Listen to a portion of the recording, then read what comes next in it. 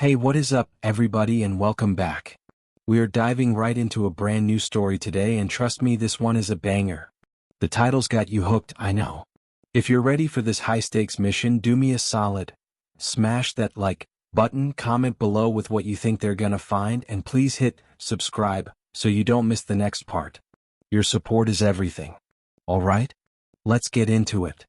The stealth ship Silent Talon slipped through the roiling, violet-hued upper atmosphere of X-41, a planet designated Forbidden Zone by Galactic Council decree. Inside, Commander Vorex stood motionless, his angular, Xylosian features illuminated by the holographic mission file. His species was not given to emotional displays, and this mission was a simple, logical problem. A problem, however, that had vaporized a six-person research team. The outpost on X-41 had gone dark 72 hours prior. The final data packet was a corrupted 2-second audio file, a single high-pitched scream, abruptly severed by a sound Vorex's database could only classify as high-energy structural failure. Alongside it, a massive unidentified energy signature. The Council had designated the probable cause codename Reaper. Vorex's orders were simple: assess and neutralize. Atmospheric breach in 30, the ship's cool, synthetic voice intoned. Vorex gave a curt nod, though he was the only one in the deployment bay. His four-member Aegis team was already sealed in their hard suits, waiting in perfect, silent synchronicity by the ramp. They were extensions of his will, the Council's finest, and they moved with a lethal, practiced economy. Vorex sealed his own hard suit. The world went silent, replaced by the sterile hiss of his internal scrubbers. His visor display lit up, feeding him atmospheric telemetry. External atmosphere, toxic, saturated with neuroinhibitor spores. A beautiful, shimmering purple death. The Talon decelerated with a gut-pulling lurch, settling onto the jagged, crystalline terrain without a sound. The ramp lowered. Vorex led his team out, their boots crunching on flora that resembled brittle, black glass. The silence of X-41 was absolute, a heavy blanket that smothered sound. This was the first sign. A world this biodiverse should be loud. The absence of noise meant the presence of an apex predator so dominant that all other life had learned to be quiet. Vorex swept his rifle, his movements fluid and precise. His team fanned out, forming a perfect diamond, their comms clear of all but the most necessary one-word acknowledgments. They found the outpost in a shallow crater 2 clicks from their insertion point. It was not just damaged, it was annihilated. Prefabricated structures, built to withstand micrometeorite impacts and tectonic shears, were torn open. Vorex approached a gash in the main habitat module. The metal, a reinforced uranium alloy, was not bent or broken. It was peeled back like the rind of a fruit, the edges of the tear perfectly cauterized, still warm to his suit's thermal sensors. He analyzed the cut. Not plasma, he subvocalized, his voice flat on the comm, not laser. This was a focused energy sever. Biological or biomechanical. He looked down.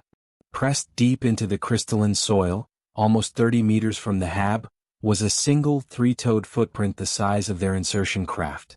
Vorex's logical mind processed the data. The creature was massive. It wielded immense, localized energy. It was precise. This was no mindless beast. The Reaper was a fitting codename. Aegis on me. We have a trail. The tracks were impossible to miss, a series of colossal indentations leading away from the ruined outpost and into a deep, winding canyon system. The team moved flawlessly, a single 5-bodied weapon system flowing over the alien landscape. For an hour they tracked the energy signature, which grew stronger with every step, a low, thrumming pulse on their sensors. Vorex felt the cold, clean certainty of the hunt. They were the best. Whatever this Reaper was, it had made a mistake leaving a trail.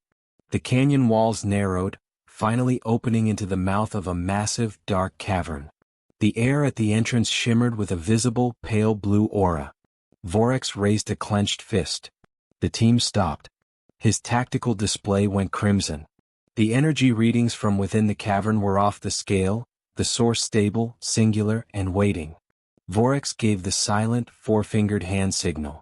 breach, scan and secure. His Aegis team moved with the fluid synchronicity of apex predators themselves. They slid into the cavern, partitioning the vast space into overlapping fields of fire. The cavern was a geode-like cathedral, lit by patches of pale, pulsating bioluminescent fungi and by the asset itself. The thrumming energy Vorax had tracked was almost a sound now, a low-frequency vibration felt in the chest. His suit sensors registered a surprise. The spore count here was 0. The air, though alien, was breathable. Filtered. Then they saw it. The Reaper. It was colossal, easily 10 meters tall, standing in a dormant state in the center of the chamber. It was a terrifying, beautiful fusion of biomechanical sinew and pulsating, crystalline armor that mirrored the planet's own geology. It seemed tethered to a massive, central crystal formation by shimmering tendrils of pure light, as if it were drinking the planet's energy. Its head was a sleek, featureless plate of black obsidian, bowed as if in slumber. Vorax felt his logical mind cataloging, assessing. This was the entity that had annihilated the outpost. It was magnificent, and it was his target. He tagged the glowing energy nodes at its joints and chest. Aegis 3, Aegis 4, he subvocalized, arm-heavy ordnance. Target designated nodes on my mark. The heavy plasma cannons of his team members swiveled, locking on with a faint whine. He was about to give the command. His hand was raised. Then a new sound. It was impossible. A soft, melodic whistling, a complex tune. References' audio filters analyzed it, dismissed wind and machine, and landed on one unthinkable classification: organic. Vocal. He held the fire command. His team froze, their discipline absolute. The sound was coming from a small fissure in the far wall, a crack just large enough for a biped to squeeze through. A figure emerged, wearing salvaged ship fatigues and a vest woven from native fibers. He was human, male, thin but moving with a wiry, unconcerned confidence. Vorax's tactical brain stalled. This was an anomaly. A human here breathing the air and whistling. The human seemed utterly oblivious to the 5 elite, hard-suited soldiers cloaked in the shadows. He walked directly toward the dormant, 10-meter-tall killing machine. Vorax's team remained perfectly still, their weapons still aimed, waiting for the inevitable. But the inevitable did not come. The human reached the creature's massive, crystal-plated leg. He patted it. "Hey, Luna," he said, his voice echoing slightly in the vast space. "Did you have a good sleep?" The human then reached up, scratching a spot just beneath one of the glowing primary energy nodes, a spot Aegis 3's cannon was currently aimed at. The creature responded. It let out a deep, seismic rumble that vibrated the very air, a sound that could only be a purr. It bent its obsidian head down, an impossibly graceful movement for something so large, and nudged the human gently. The human laughed, a real, unguarded sound, and leaned his forehead against the creature's face. Vorax's mind struggled to reconcile the data. The peeled-open duranium, the audio file of the scream, and this intimacy. This was the paradox. This was the mission failure. Vorax finally found his voice, activating his suit's external speaker. The harsh, digital rasp cut through the cavern's peace. "Human. Step away from the Class 10 bio-threat. Now." The man spun, his eyes wide with a terror that had been absent only a second before. He saw the raised weapons, the glowing optics, the sheer military finality of Vorax's team. And then he did the last thing Vorax's logic could have ever predicted. He stepped in front of the creature, spreading his arms wide. "Whoa. Easy," he yelled, his voice cracking. "Put those down. Please. She's not a threat. She's my friend." Vorax's finger remained rigid on the firing stud. His tactical display was a cacophony of contradictions. A Class 10 threat designation warring with the human's impossible protective stance. Negative, human, Vorax's voice boomed from the external speaker, an emotionless, digital command. "Your friend is responsible for the destruction of a Galactic Council outpost and the confirmed loss of 6 personnel. Step aside, or you will be classified as a co-conspirator." Behind Kai, the colossal creature Luna sensed the spike in his fear.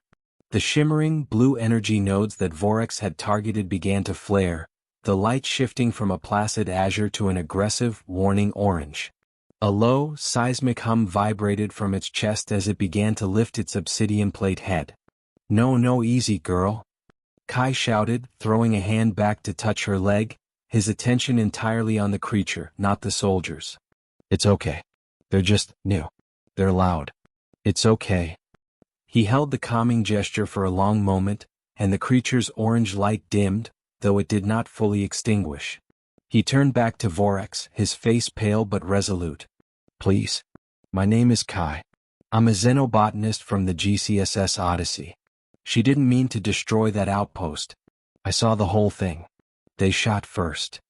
Vorex held up a single gloved hand, signaling his team to hold fire. "The new data points, Odyssey Kai they shot first, required processing." He ran a quick database search through his helmet's uplink. The Odyssey, a long-range survey vessel, reported lost with all hands to a microasteroid cascade over a standard year ago. "The Odyssey was lost," Vorex stated. "There were no survivors." "I was the only one," Kai said, his voice quiet. "My escape pod was damaged. I crashed, maybe 20 clicks north of here. I've been stranded, surviving for 13 months. Vorex's logical mind raced. A lone survivor living for over a year on a forbidden zone world, breathing air his suit designated as toxic. "That is not possible," Vorex said. "The atmosphere is saturated with neuroinhibitor spores." Kai gestured to the cavern, to Luna. "Not in here. She filters it. This cavern is her nest? Her home? The air is clean." He took a deep breath as if to prove the point. "Explain your friendship," Vorex pressed, his rifle still level, his mind grappling with the unacceptable variable. "How did you interface with the asset without being annihilated?" Kai shook his head, a wry, tired smile touching his lips. "I didn't interface with it. I met her. About a week after the crash, my suit's filters were failing. I was starving.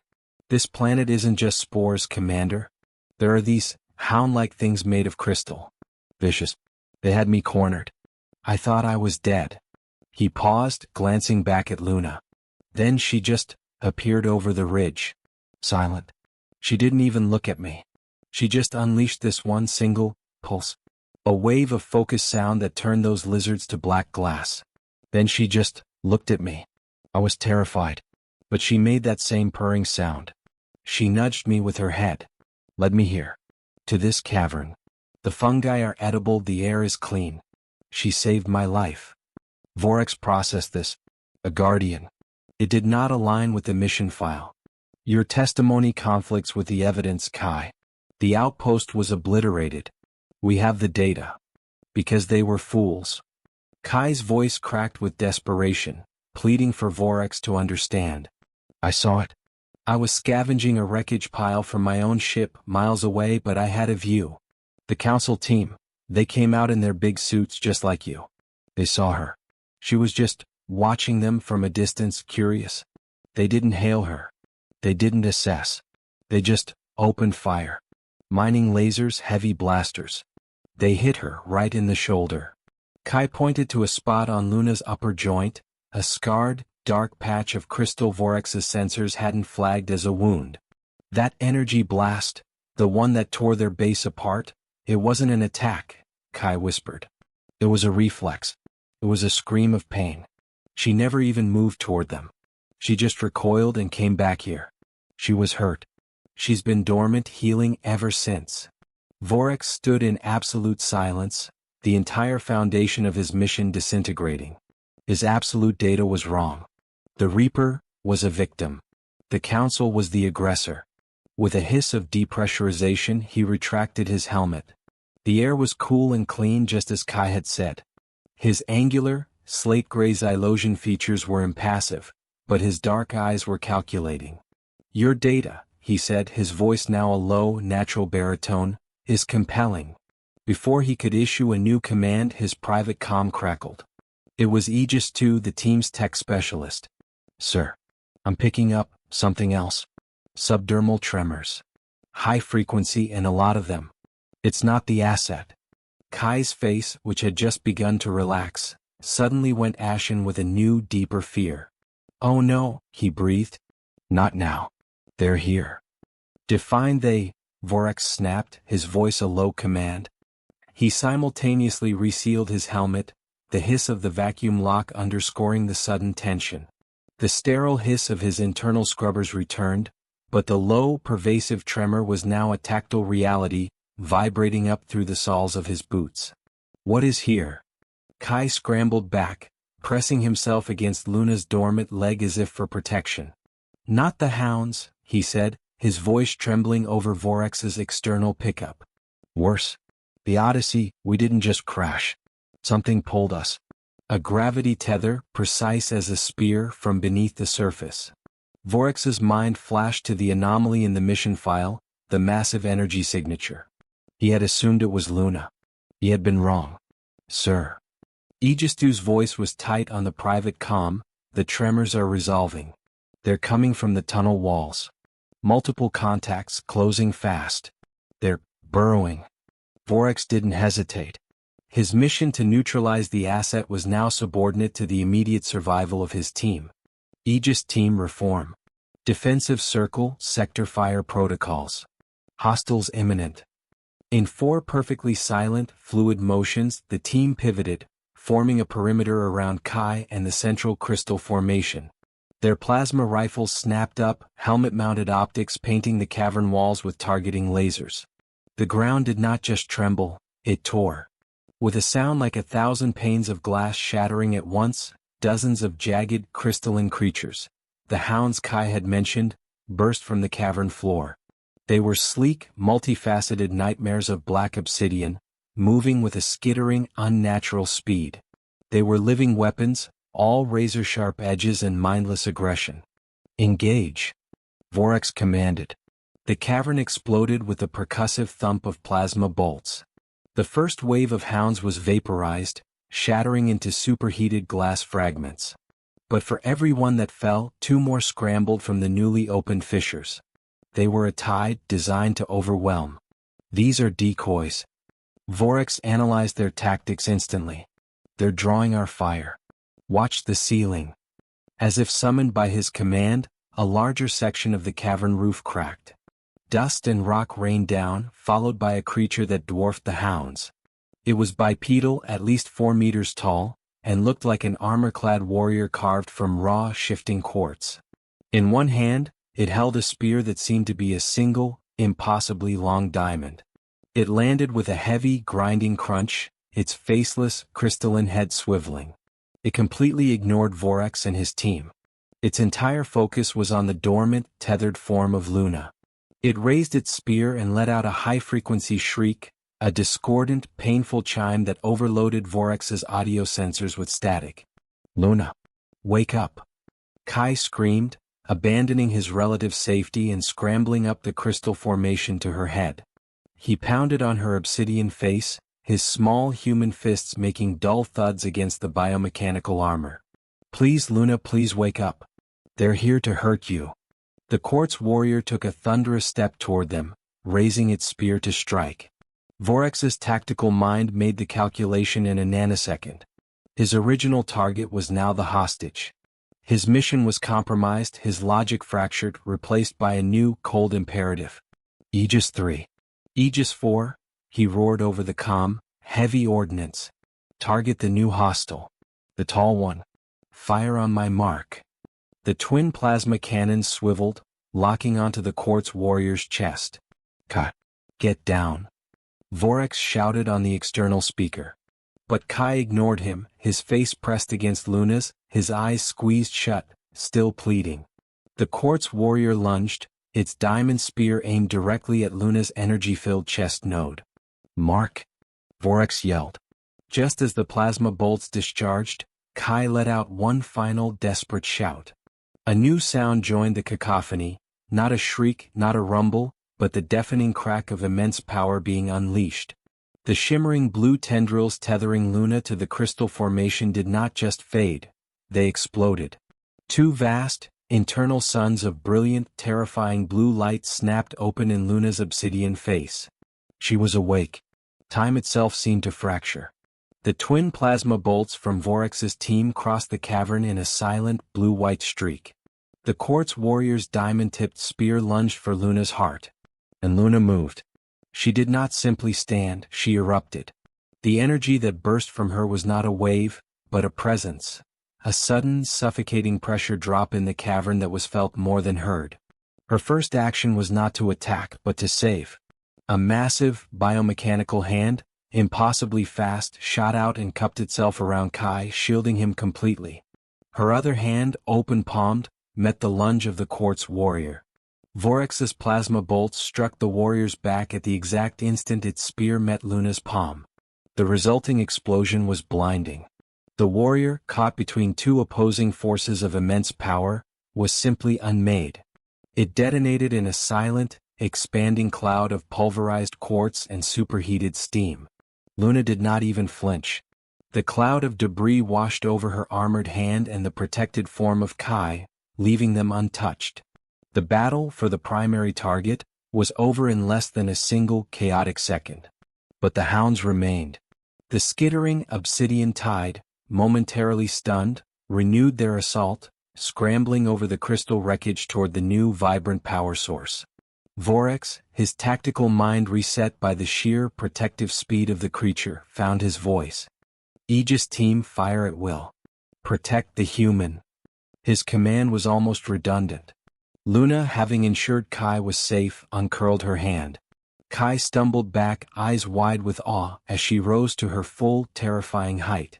The blue stellar light of her eyes swept across the cavern, and she let loose the sound Kai had described, the focused, sonic pulse. It was not a scream but a single, resonant, perfect note. The note was devastating. It found the precise harmonic frequency of the obsidian hounds, and they shattered, one after another, like 1,000 black mirrors struck by a hammer. In 5 seconds the cavern was still. The only sounds were the faint tinkle of falling crystal dust and the heavy, controlled breathing of Vorex's team. The silence that descended was absolute, heavier than the combat it had replaced. Vorex's men held their positions, weapons still raised, but their targeting lasers now pointed at nothing. The mission was not just compromised, it was annihilated, rewritten. Vorex watched as Kai, shaking but unharmed, walked slowly back to Luna. The creature lowered her massive obsidian head, the twin blue suns of her eyes dimming to the soft azure glow they had held in her slumber. She nudged Kai gently, a seismic, questioning rumble vibrating from her chest. Kai, tears streaming down his face, just leaned his entire body against her, his hand patting her face. "You're okay," he whispered, his voice picked up on Vorex's audio. "You're okay. I'm sorry they hurt you." Vorex stood motionless for a full 10 seconds. His entire life had been a monument to logic, to orders, to the unassailable data of the Galactic Council. He had come here to execute a monster. He had found instead a guardian. He had found a human, marooned and alone, who had befriended something beyond the Council's comprehension. He saw the truth not as data but as a living, breathing paradox. His logic did not just break. It reformed, forged into a new, harder shape. He had been sent to correct an anomaly. He now was the anomaly. With a definitive hiss, he retracted his helmet again, breathing the clean, filtered air of the cavern. He met Kai's gaze across the chamber. "Aegis 2, Vorex said, his voice quiet but carrying utter authority on the comm, "open a secure, priority channel to the flagship. Medical team on standby for one human survivor." He then keyed his external speaker, his voice echoing in the vast, silent cathedral of crystal. "Kai, we are getting you out of here." Kai looked from Vorex to Luna, his expression suddenly stricken. "I can't leave her," he said, his voice cracking. "They'll just send someone else. They'll kill her." Vorex nodded slowly, his gaze shifting to the magnificent calm creature who was even now, purring under the human's touch. "I know." He turned, his back to Kai and Luna, facing the dark tunnel his team had entered. "Aegis 2, he commanded on the private comm, his voice now cold iron. "Cancel that medical alert. Change of orders. Prepare the heavy shuttle for immediate launch. We are evacuating, 2 assets from this planet.